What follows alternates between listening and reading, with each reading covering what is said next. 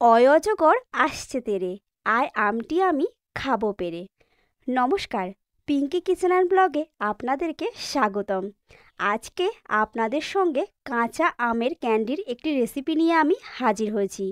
আর এই আমগুলো ঢিল মেরে ছোটোবেলার মতো পেড়ে নেওয়া নয়, গাছের তলাতেই পড়েছিল, কুড়িয়ে নেওয়া। তো কাঁচা আমের ক্যান্ডি বানানোর জন্য একটা ভাজা মশলা রেডি করতে হবে। তার জন্য আমি নিয়ে নিয়েছি ছোট 1 চামচ মৌরি, ধনে, জিরে, একটা তেজপাতাকে মাঝখান থেকে ভেঙে নিলাম একটা শুকনো লঙ্কা। এরপর শুকনো কড়াইতে নেড়ে নিতে হবে যতক্ষণ না এর কালার পরিবর্তন হয়ে ব্রাউন কালার হয়ে আসছে। তো এভাবে করে মোটামুটি 1.5 থেকে 2 মিনিট মতো আমি সব মশলাগুলোকে একসঙ্গে ভেজে নিয়েছি।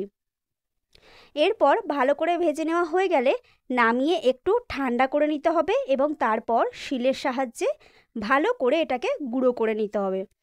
তো আমার মশলাটা একদম রেডি হয়ে গেছে, আমি শিলের উপর নিয়ে নিচ্ছি এবং এটাকে আমি গুঁড়ো করে নেব। তো গুঁড়ো করে নিলে এই যে মশলাটা রয়েছে এর ফ্লেভারটা কিন্তু দারুণ আসে কাঁচা আমের ক্যান্ডির মধ্যে। তো এভাবে আমার এখানে শিলে গুঁড়ো করে নেওয়া হয়ে গেছে। এরপর আমি এই ভাজা মশলাটাকে একটা পাত্রের মধ্যে উঠিয়ে নেব। তো এখানে উঠিয়ে নিচ্ছি। তারপর আমি কাঁচা আমগুলোকে 2 থেকে 3 বার প্রথমে জলে ধুয়ে নেব। তো দেখুন এখানে মশলাটা কিন্তু রেডি হয়ে গেছে আর আমটাকে আমি এখানে 2 থেকে 3 বার ধুয়ে নিয়েছি। এরপর এই আমের খোসাগুলোকে আমি ছাড়িয়ে নেব। আমি এখানে ছোট বড় মিলিয়ে আম নিয়ে নিয়েছি। তো খোসা ছাড়ানো হয়ে গেছে। তারপর মাঝখান থেকে কেটে নিয়ে ভেতরের যে দানার দিকের অংশ রয়েছে সেইগুলোকে ফেলে দেব এবং যেহেতু আমগুলো গাছ থেকে পড়া তার জন্য কিন্তু হালকা দাগ রয়েছে, তো সেগুলোকেও কেটে বাদ দিয়ে নেব। তারপর আবার একবার আমি এই আমগুলোকে পরিষ্কার জল দিয়ে খুব ভালো করে ধুয়ে নেব। আর দেখুন আমি এখানে ছোট ছোট টুকরো করে এই আমগুলোকে কিন্তু একে একে কেটে নিচ্ছি। ছোটোবেলায় গাছ থেকে সত্যিই ঢিল মেরে আমরা আম পাড়তাম, কিন্তু এখন যেহেতু বড় হয়ে গেছি তাই আর ঢিল মেরে আম পাড়া হয় না।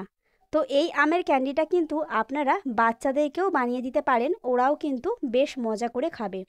তো এখানে আমার আমগুলোকে ছোট ছোট করে কেটে নেওয়া হয়ে গেছে, এরপর ধুয়ে নেব। আর এদিকে আমি একটা ছোট বাটির 1 বাটি চিনি এভাবে মিক্সার গ্রাইন্ডারে গুঁড়ো করে নিয়েছি। এরপর আমি ওই জারটা না ধুয়েই চিনিটাকে ঢেলে নিয়েছি, গুঁড়ো চিনিটা। তারপর ওই পাত্রের মধ্যেই কাঁচা আমগুলোকে দিয়ে তার মধ্যে একটা কাঁচা লঙ্কা দিয়ে অল্প জল দিয়ে আমি এটার একটা মিহি পেস্ট বানিয়ে নেব। তারপর কড়াইতে আমি এখানে দিয়ে দিচ্ছি কিছুটা সর্ষের তেল। তেলটাকে খুব ভালো মতো গরম করে নিয়ে তেলের মধ্যে আমি এখানে দিয়ে দিচ্ছি একটা ছোট চামচের 1/2 চামচের একটু বেশি আদা বাটা। এই সময় গ্যাসের ফ্লেমটা একদম লো করে দিতে হবে, না হলে কিন্তু আদাটা খুব ছিটকায়। তো এভাবে আদাটাকে প্রথমে খুব ভালো করে নেড়ে চেড়ে নিয়েছি, আদার কাঁচা গন্ধটা খুব ভালো করে চলে গেছে। সেই পর্যায়ে আমি যে কাঁচা আমটা পিষে রেখেছিলাম সেই পিষে রাখা আমটা কিন্তু এরপর দিয়ে দিলাম।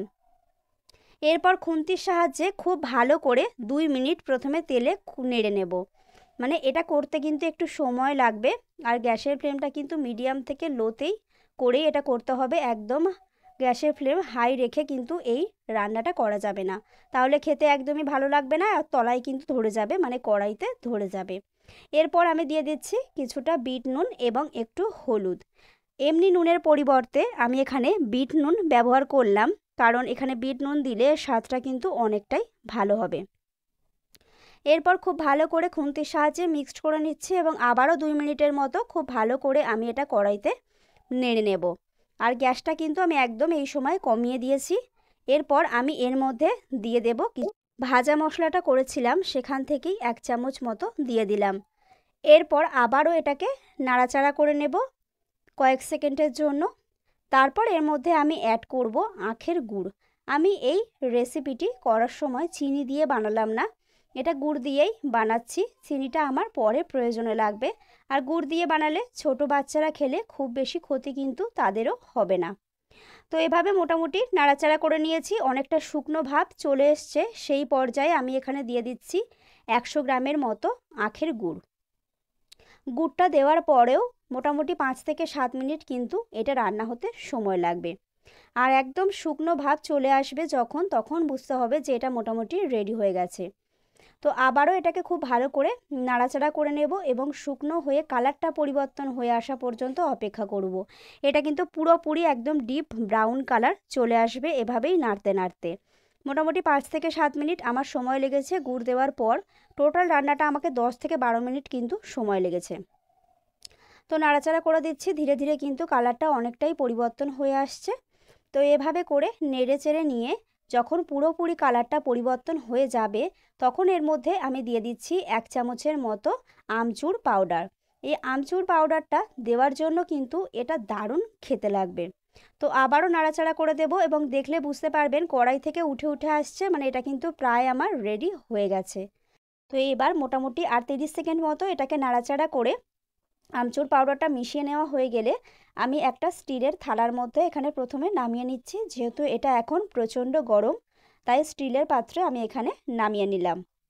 আর এটা নামিয়ে আমি ঠান্ডা করে নেব খুব ভালোভাবে, মানে গরম থাকলে কিন্তু হাতে খুব বেশি তাপ লাগবে, তার জন্য ঠান্ডা করে নিতে হবে।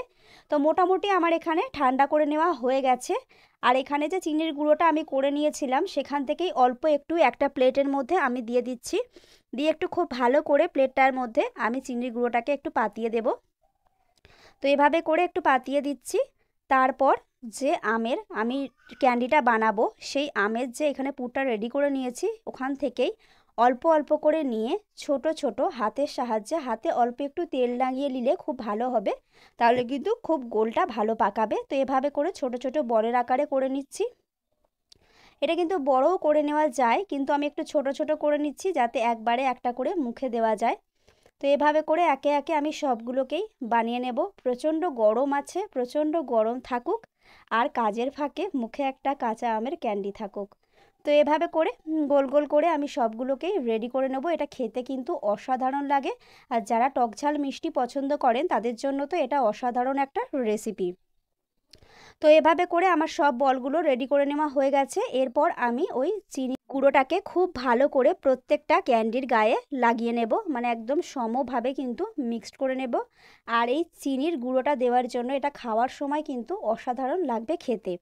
তো এভাবে করে সবগুলোকেই আমি এখানে মাখিয়ে নিচ্ছি। এটা কিন্তু মোটামুটি আমার রেডি হয়ে গেছে। আর এই ক্যান্ডিগুলো অনেক দিন পর্যন্ত কিন্তু ভালো থাকবে। এটা আপনারা অনেকটা পরিমাণে বানিয়েও কিন্তু সংরক্ষণ করে রেখে দিতে পারেন, অনায়াসে বেশ কিছুদিন আপনারা কিন্তু এটা খেতে পারবেন। তো এখানে মোটামুটি আমার এই ক্যান্ডিগুলো কিন্তু রেডি হয়ে গেছে। এরপর আমি একটা ছোট কৌটোর মধ্যে ভরে রাখবো, যেহেতু আমি অল্পই বানিয়েছি আপনাদের সঙ্গে শেয়ার করার জন্য, পরে আরও বানাবো। তো আজকের এই কাঁচা আমের ক্যান্ডি আপনাদের কেমন লাগলো অবশ্যই কমেন্ট করে জানাবেন। ভালো লাগলে লাইক শেয়ার করবেন। আর আমার চ্যানেলে যারা নতুন তারা অবশ্যই আমার চ্যানেলটিকে সাবস্ক্রাইব করে দিয়ে পাশে থাকবেন। চলুন আজকের মতো টাটা, দেখা হচ্ছে পরের কোনো ভিডিওতে। ততক্ষণ ভালো থাকবেন আর অবশ্যই এই গরমে সুস্থ থাকার চেষ্টা করবেন।